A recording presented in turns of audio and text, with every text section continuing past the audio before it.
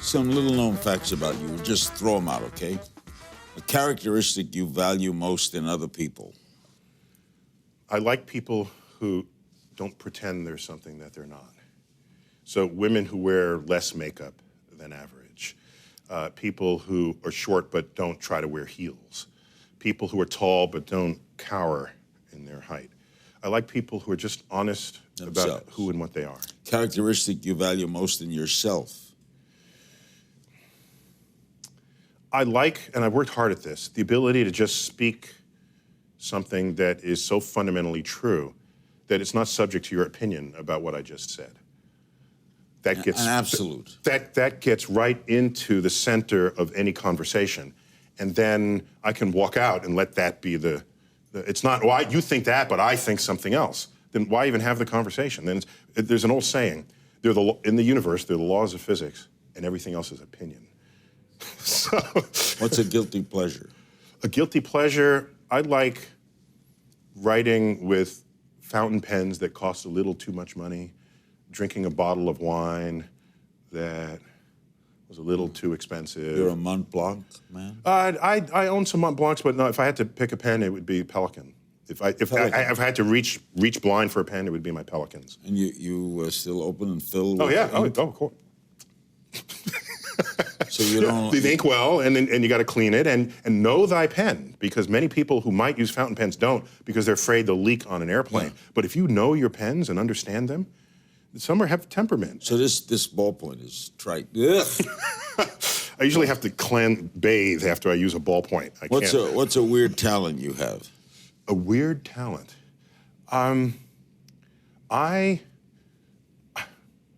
Well, you can tweet in 100.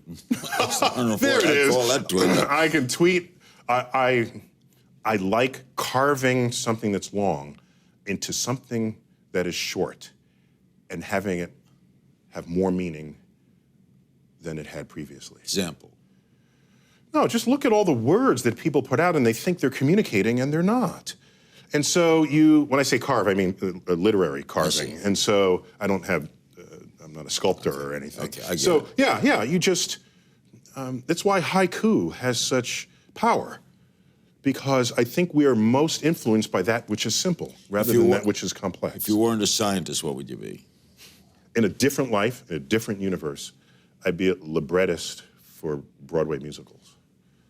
Yeah. I still tear up in the simplest boy meets girl, and the emotion is so overwhelming that they can no longer speak their feelings, they have to sing it. Do you have a favorite space pun?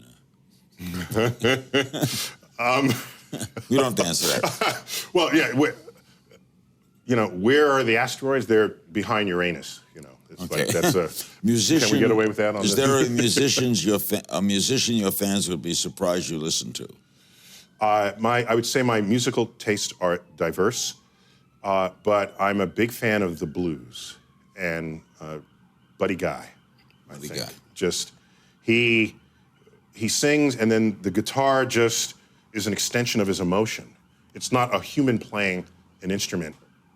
Buddy Guy and the instrument are one. And if I'm listening to the blues on the radio, I got to pull over the car and hear out the song before I continue. You have a role model?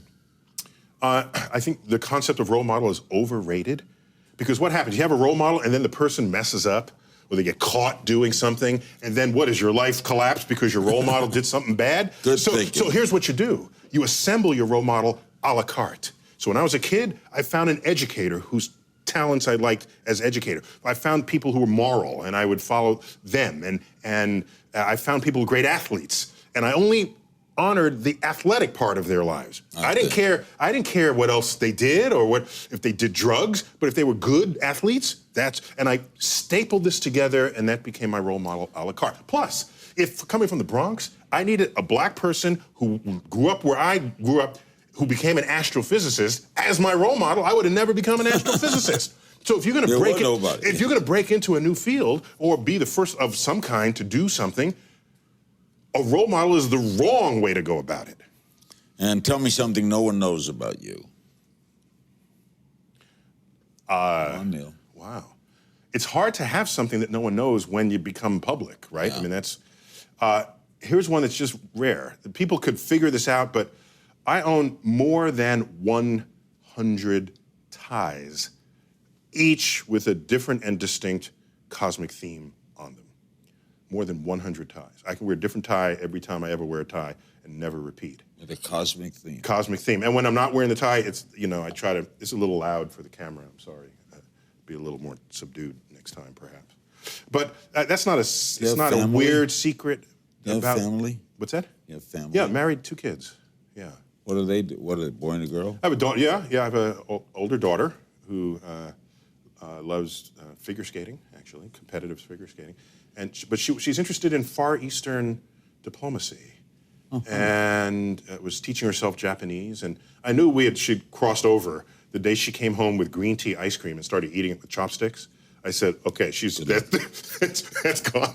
And the boy? Yeah, so he's in middle school, and he loves chess. I can't beat him anymore in chess. That's embarrassing. But he likes... Is he interested in... No, they have their own... I'm not trying to... I don't... They know it's there. It's for the taking if they need it and want it. But I don't... As my parents did not do for me, I don't want to tell them what to be interested in, because then their life's passion will be false. The only way you know it's real is if it gurgles up from within. And then you can take it to... Then you can become the world's expert in it, and people will beat a path to your door because you'll be doing it, not because someone told you, not because someone offered you money, not for any other reason, but because it stimulated your deepest core curiosity about how this world works. Thank you, Neil. Neil deGrasse Tyson. His new show, Cosmos, will be on Fox next spring and on Twitter at Neil Tyson. In the meantime, remember to find me on Twitter at King's Things. See you next time.